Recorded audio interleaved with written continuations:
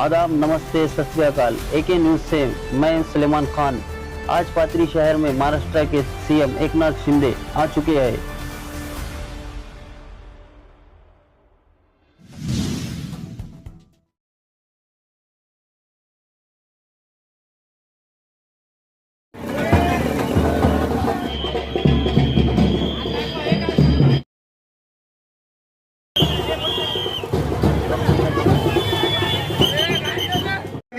या कार्यक्रमाचे अध्यक्षपद निष्ठावं रामप्रसाद बोर्डीकर साहेब आजच्या कार्यक्रमाचे अध्यक्ष।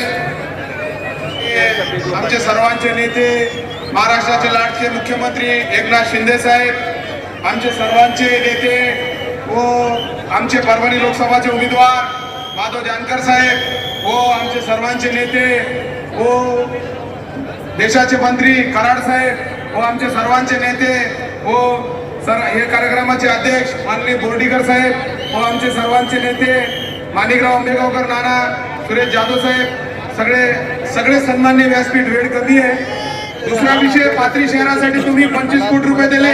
जे पाथरीचे रस्ते होते, साईबाबाचे जाणारे रस्ता, जे मुख्य रस्ते होते त्याच्यासाठी तुम्ही नगर विभागाच्या माध्यमातून 25 कोटी रुपये दिले साहेब। दुसरा विषय, पूर्णा नगरपालिकेला तुम्ही 19 कोटी रुपये दिले, आलम नगरपालिकेला तुम्ही 9 कोटी रुपये दिले, सोनपेठ नगरपालिका त्याचे तुमच्या माध्यमातून जिल्ह्याच्या प्रत्येक नगरपालिकेला, प्रत्येक रस्त्याला आणि जे मुख्य रस्ता होता जे सोनपेठकर जाणारा त्याला 250 कोटी रुपये तुम्ही मंजूर केले। जे आपला जे वाटा होता त्याच्यामध्ये 284 कोटी रुपये मंजूर केले। सगळ्यात सेलू पाथरी सोनपेठ परळी रस्ता जाणारा मुख्य राष्ट्रीय महामार्ग त्याच्यासाठी जे राज्य शासनाचा वाटा जे होता त्याच्यामध्ये ते पैसे पण तुम्ही वर केले। अनेक विषय तुम्ही वर केले साहेब। मुख्यमंत्री सहायता निधीच्या माध्यमातून मुख्यमंत्री सहायता निधीच्या माध्यमातून तुम्ही आज इथं कमीत कमी मुख्यमंत्री सहायता निधीच्या माध्यमातून तुम्ही परभणी जिल्ह्यामधील 15 कोटी जे रुग्ण होते 15 कोटी रुपये त्यांना आता एक सैन करून आले साहेब। म्हणले अजून मी साहेब तुमच्याकडून घेणार आहे मी मुख्यमंत्री सहायता निधी आता पण सैन केली साहेबांना। आता व्यासपीठावर इथल्या व्यासपीठावर सैन केली। हे बघा, हे मुख्यमंत्री सहायता निधीची सैन केली साहेब। असा मुख्यमंत्री भेटणार का खरं सांगा? मग एकनाथ शिंदे साहेबांच्या पाठीशी ताकदीने उभं राहणार का नाही तुम्ही? शिट्टी वाजवणार का नाही तुम्ही? मी या राज्याच्या मुख्यमंत्र्यांचं अभिनंदन करतो की त्यांनी आम्हाला संधी दिली। शिवसेना, भारतीय जनता पार्टी आणि राष्ट्रवादीच्या माध्यमातून मोदी साहेब असतील, एकनाथ शिंदे साहेब, देवेंद्र फडणवीस साहेब आणि अजितदादा यांच्या आशीर्वादावर मी आपल्या मतदारसंघात उभा आहे। बांधवांनो, आपला भागाचा विकास करायचा असेल, आपल्या भागाचं विजन करायचं असेल तर अशा कार्यसम्राट मुख्यमंत्र्याचा हात बळकट केली पाहिजे। म्हणून माझी तुम्हाला विनंती आहे, मी जास्त वेळ घालणार नाही। दिल्लीची तिजोरीची चावी आणि महाराष्ट्राच्या तिजोरीची चावी मी या चौघांना विनंती करून परभणीचा विकास कसा करता येईल याचा मी प्रयत्न करीन। एकनाथराव शिंदे साहेबांनी एका दगडात दोन्ही पक्ष हे कारत केले। त्यांनी मराठा समाजाला 10% परबंध आरक्षण दिलं आणि ओबीसीला देखील न्याय दिला। म्हणून ओबीसीचे आणि मराठा समाजाचे खऱ्या अर्थानं आंबेडकर एकनाथराव शिंदे साहेब आहेत हे विसरता कामा नाहीत बांधवांनो। म्हणून माझी तुम्हाला विनंती आहे, हा 18 तास काम करणारा मुख्यमंत्री परभणी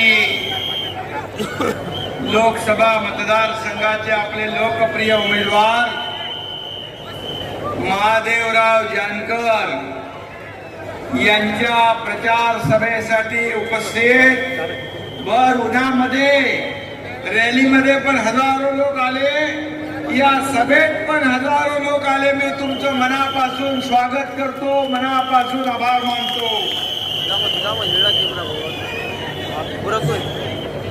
आणि आजच्या या सभेला उपस्थित केंद्रीय राज्यमंत्री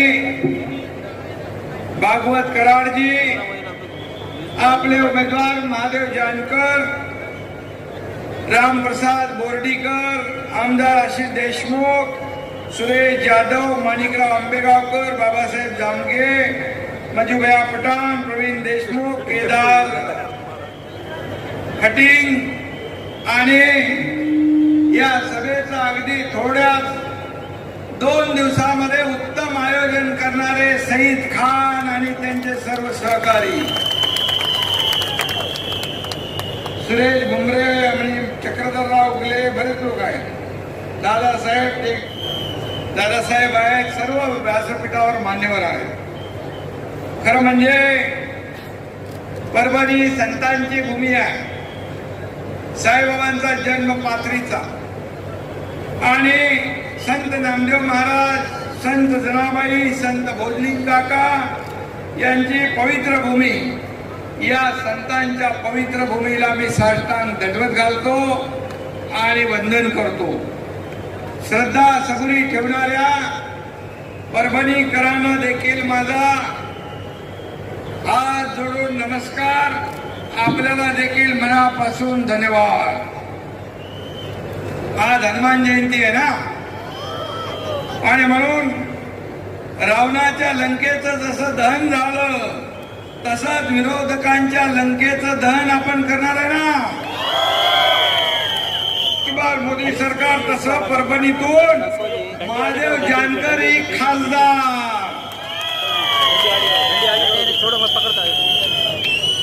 खरं म्हणजे लोक म्हणतात जगात जर्मनी आणि भारतात परभणी, पण एक दिवस जर्मनीतल्या लोकांनी म्हटलं पाहिजे भारतात तर परभणी आहेच, पण जगात 1 नंबरची परभणी झाली पाहिजे.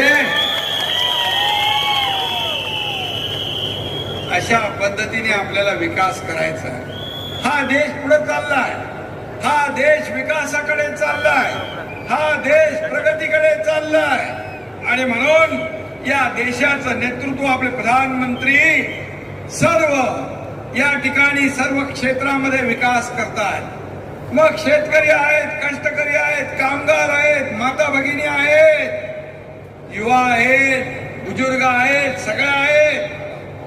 सरकारने मौलाना आझाद मंडळाला 30 कोटी होते ते 500 कोटी रुपये केले आणि सगळ्या समाजाला न्याय देण्याचं काम केलं. हिंदू, मुस्लिम, शीख, इसाई या सगळ्यांना न्याय मिळाला पाहिजे, ते मुख्य प्रवाहात आले पाहिजे, त्यांचा उत्कर्ष झाला पाहिजे. आणि म्हणून केंद्रात मोदीजींनी देखील अनेक योजना मुस्लिम समाजासाठी केलेल्या आहेत. आणि म्हणून काँग्रेसने फक्त या मुस्लिम समाजाला वोट बँक म्हणून वापरलं, गरीब ठेवलं. बोले गरीबी हटाएगा, कांग्रेस बोल रही थी गरीब तो हटा, गरीबी हटी नहीं, गरीब हट गया. लेकिन मोदी जी ने 25 करोड़ गरीबों को ऊपर उठाया, 80 करोड़ 80 करोड़ लोकांना मोफत राशन देण्याचा निर्णय घेतला.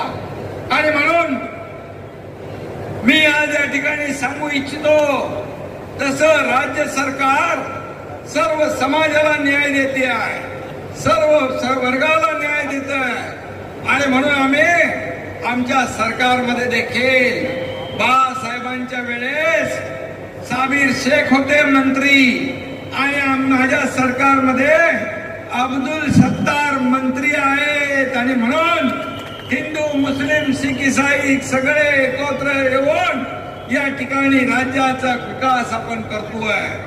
आणि म्हणून फक्त तुम्हाला घाबरवतात, ये ऐसा होगा वैसा होगा, संविधान बदला जाएगा, ये सब झूठ है, चुनावी जुमले हैं. मैं आपको इतना ही बताऊंगा कि ये शहीद भाई मेरे साथ है.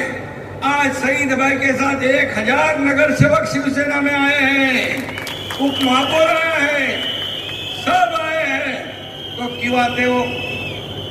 अब जब जेव्हा सण उत्सव, गणपती, नवरात्री, रमजान, ईद सगळ्या उत्सवामध्ये आपण पूर्वी बंदी होती, आज आपल्या सरकारने ते बंदी काढून टाकली, लॉकडाऊन हटवून टाकला आणि सगळ्या लोकांना एक समान जगण्याची संधी दिली.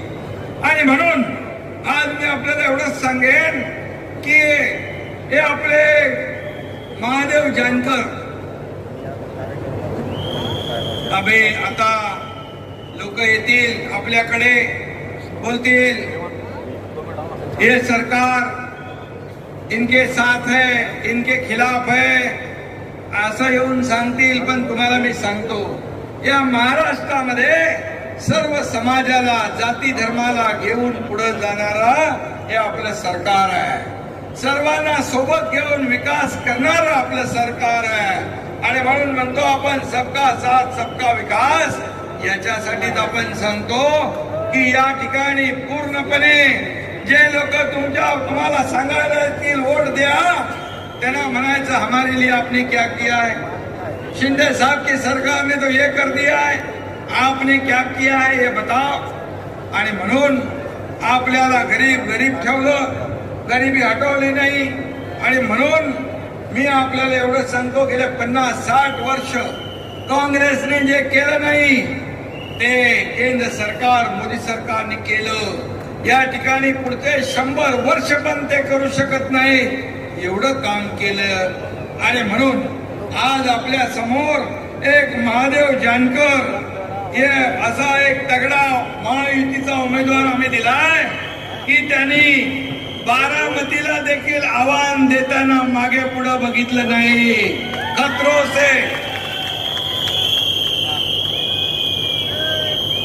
खतरों से खेलने वाला खिलाड़ी कौन है, उसका नाम